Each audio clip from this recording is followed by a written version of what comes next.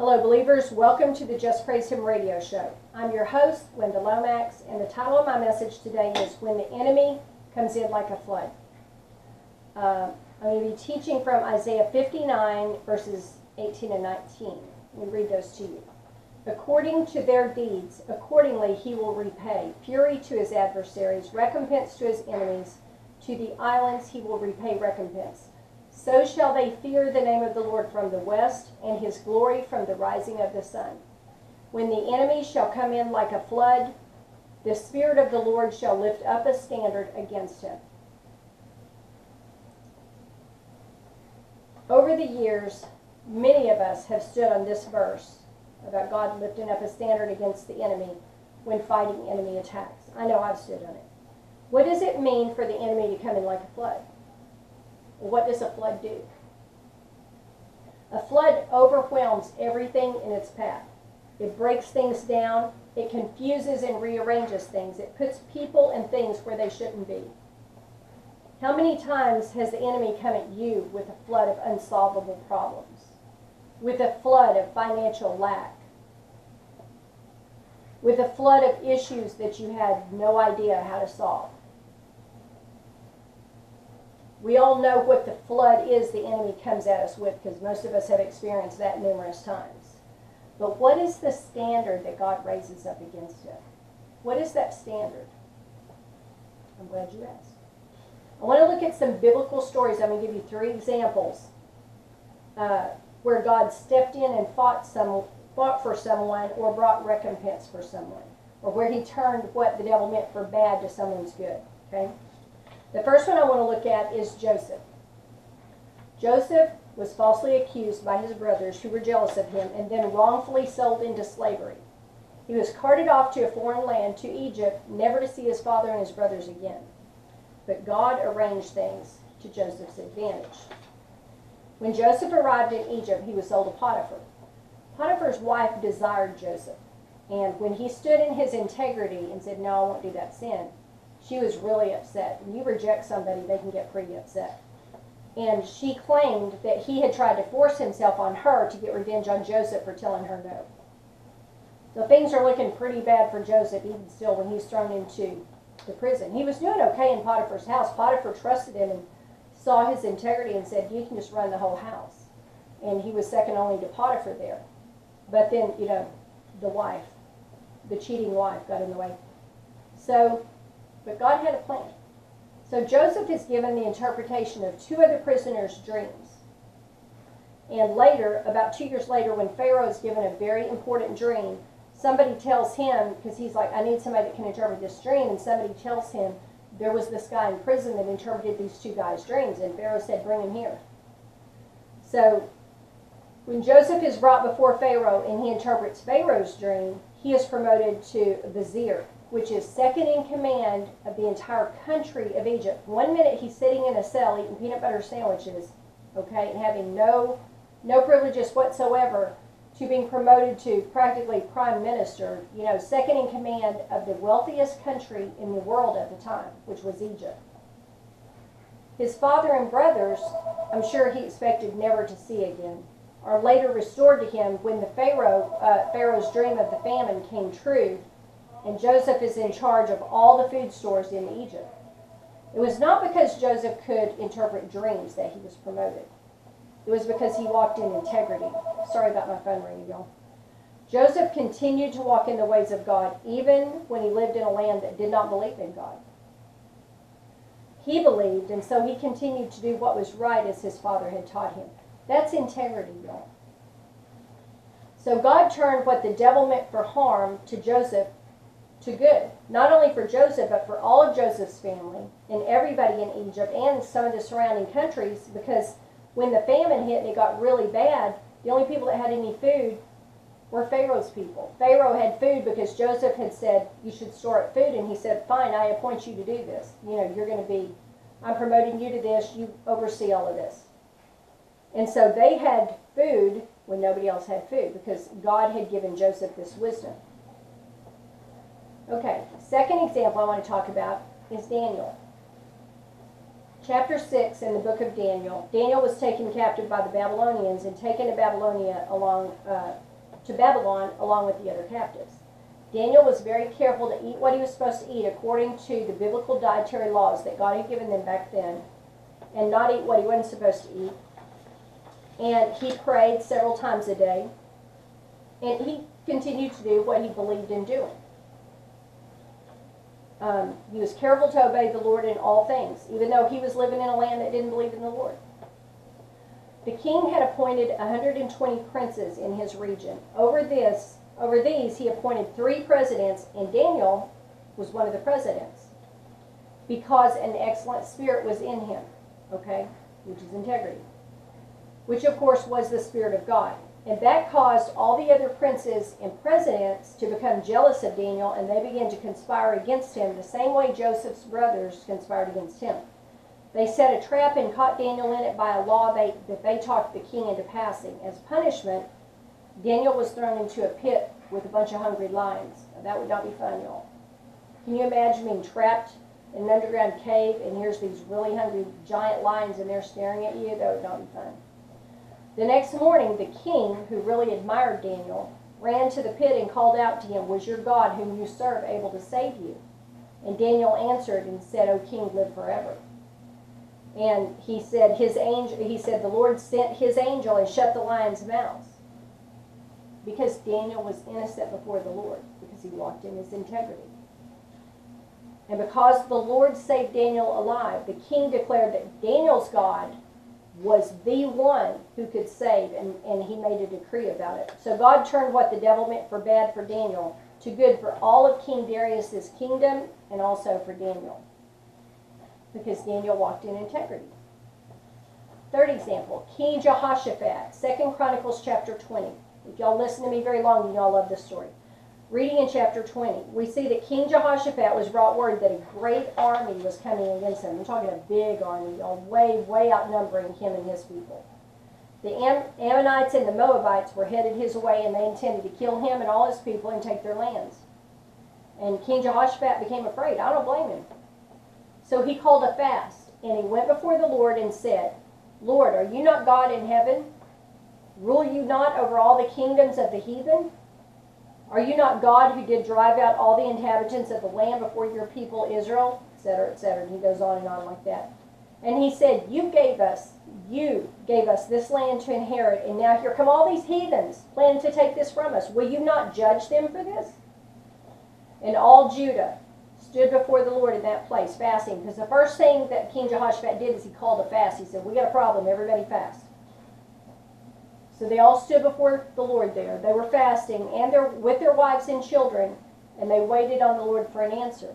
And the Lord spoke through one of the Levites, which was the priesthood back then, and said, "Hearken you, all Judah, and you inhabitants of Jerusalem, and you, King Jehoshaphat, be not afraid nor dismayed by reason of this great multitude, for the battle is not yours, but God's. Tomorrow go you down against them. Behold, they come up by the cliff of Ziz, and you shall find them at the end of the brook before the wilderness of Jeruel." He even told them where to find the army. "You shall not need to fight in this battle. Set yourselves, stand you still, and see the salvation of the Lord with you, O Judah and Jerusalem. Fear not, nor be dismayed. Tomorrow go out against them, for the Lord will be with you." Now those are some comforting words, y'all. And they all fell down and began worshiping the Lord. I can imagine. In the morning, a praise team went out before the army, praising the Lord and singing praise songs. And the Lord set ambushments against the Ammonites and Moabites. And King Jehoshaphat and all his people, it took them 3 days, y'all, to gather all the booty off the dead bodies. Because they all were dead. All the armies had killed each other. The Lord had made it to where they started killing each other. King Jehoshaphat never had to fight any of them. So they just took all their stuff and said bye. So God turned what the devil meant for bad to the benefit of King Jehoshaphat and his people. King Jehoshaphat knew where to turn for help. He knew who to ask for help. He was in a tight spot with nowhere to turn. They were sitting ducks with that huge army headed their way. They were just sitting there. They were just a target because they could do nothing to defend themselves against an army that big. If we go back to chapter 17 of 2 Chronicles, we can see why this happened too in verse 3. And the Lord was with Jehoshaphat because he walked in the first ways of his father David and sought not to Balaam. King Jehoshaphat was a man of integrity. So what one thing do all three of these biblical characters have in common? They were all men of integrity. Okay, let's define integrity before we go any further. Integrity, according to dictionary.com, is an adherence to moral and ethical principles. It is soundness of moral character, honesty. Integrity is being honest, having high moral standards, and doing what is right on a continual basis. Joseph, Daniel, and King Jehoshaphat did that. I want to tell y'all a cute story about integrity. This is really cute. There were 4 high school boys who came into class late one day. And they told their teacher that they were late because they had a flat tire. She was very sympathetic. That's too bad. You missed the test this morning, but I'll let you make it up. I'll let you make up the test if you can answer one simple question. And she gave each one of them a piece of paper and a pen, and she sent each one to a different corner of the room. And then she said, here's the question. Which tire was flat? I love that story. Okay. So because these 3 men were men of integrity, and they had faith in God, they all had faith in God, the Lord saved them out of terrible circumstances. In the times that are coming for us, we need to know how to help the Lord raise up a standard against the enemy for us. This is why I'm teaching y'all this, okay? They were men of integrity. They were men of faith. So what does this have to do with foundation scripture? I'm glad you asked, because I want to tell you a story. Recently, I became friends with a wonderful Christian couple who walk in great faith and great integrity. I liked them the minute I saw them. Before they ever said a word, I could feel their spirits, and I just loved them. They are quiet, they're humble, they're very caring, and they're very faithful before the Lord with all they have. Even though they are driving a vehicle that has a rear end that could go out any day, and I'm not kidding about any day, y'all, and they have no money to repair it, they are constantly driving around and helping other people. They find free stuff online and will drive even an hour away to get it and bring it back to somebody in need.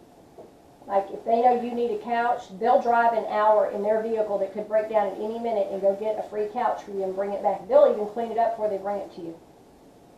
I'm talking, these are people of integrity, and they help people. They spend all their time helping people. For years now, they have really, really been going through it. Not enough income, not able to work to make more income. And I mean barely surviving, barely getting by. And people taken from them, too, on top of that. We won't even go into that on this show. And they still give everything they can to help others, even when they don't have it to give. And people like that are very rare. People that walk at that level of integrity are even rarer. One evening, the Lord gave me a word for them. I generally don't share the words that the Lord gives me for somebody else, but I know that they would say, share it if it would help y'all, so I know it's okay to share this one. I had felt that evening, all of a sudden, I started feeling this real heaviness for them, like something was going on that I didn't know about. And they don't share when they're having problems. They don't tell people and say, oh, we're going through this or that. They're not like that. And I knew something was going on, but I didn't know what it was. I still don't know what it was. But I was concerned for them, so I began praying. And the Lord spoke to me. He said, when the enemy comes up like a flood, the Lord lifts up a standard against him. The standard I am lifting up is your integrity. The enemy is already defeated. That's the word he gave them for me. Let me read that again so you can get every word. When the enemy comes in like a flood, the Lord lifts up a standard against him. He was quoting that scripture. The standard I am lifting up is your integrity. The enemy is already defeated. The Lord is saying, because you are people of integrity, I have something to lift up, and I've already wiped out the enemy on this for you. You're okay. So whatever it was, the Lord had already defeated it. So the standard he lifts up is your integrity.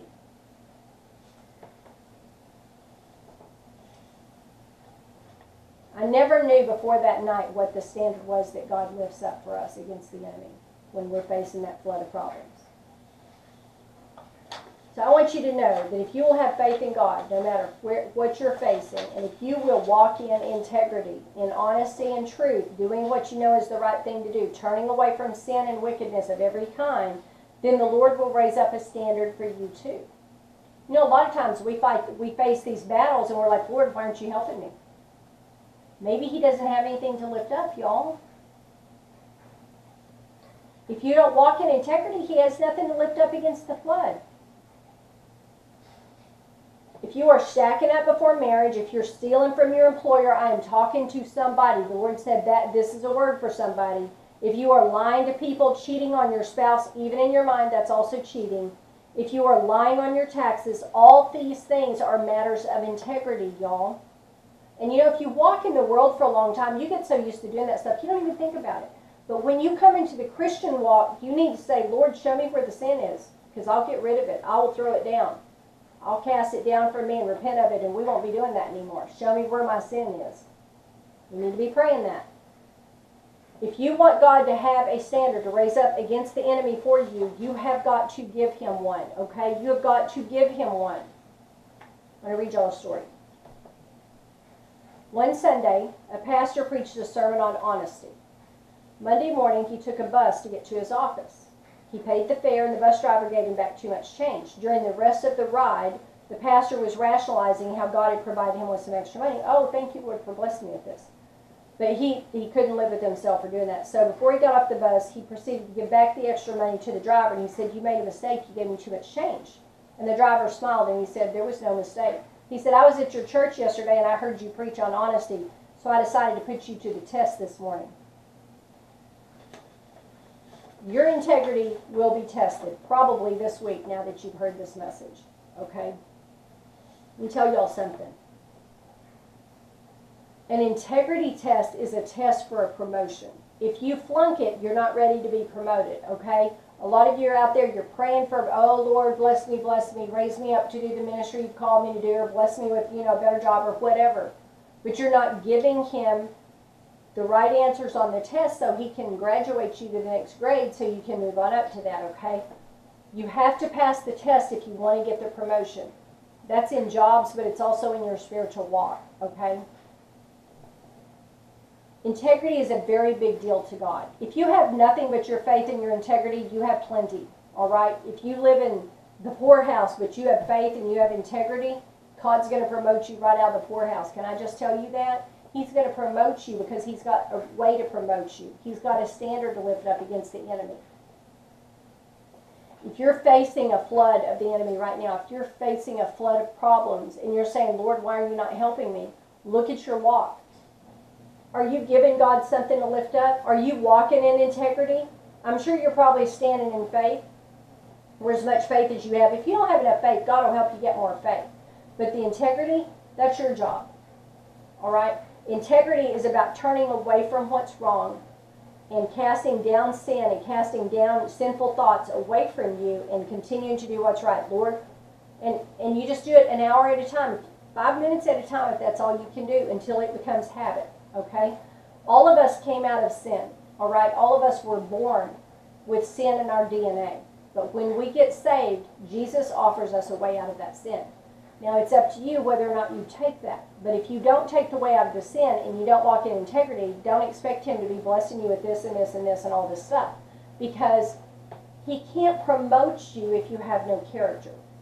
Because if he promoted you, the devil would just get out his rifle and goes, there's one right there, and pop you.